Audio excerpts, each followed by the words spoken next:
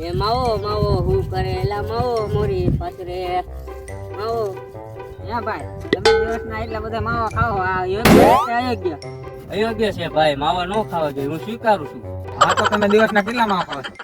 સવારે 2, બપોરે 2 અને સાંજે 2, કુલ ટોટલ આખો દિના 6 માવા ખાઉં છું.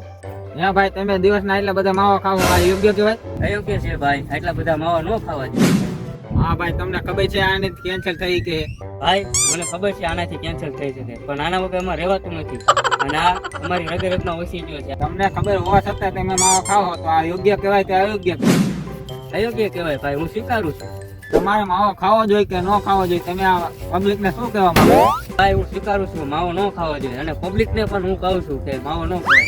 સફરજન ખાવ, કેળા ખાવ, તરબૂચ ખાવ, ચીકુ ખાવ. હા તો ભાઈ હવે તમે માવા નહીં ખાવ ને? હા મારી ભૂલ મને સ્વીકાર છે અને આ માવા ન ખવાય, આ મારી ભૂલ. આજથી માવા બંધ, કાલથી માવા ચાલુ.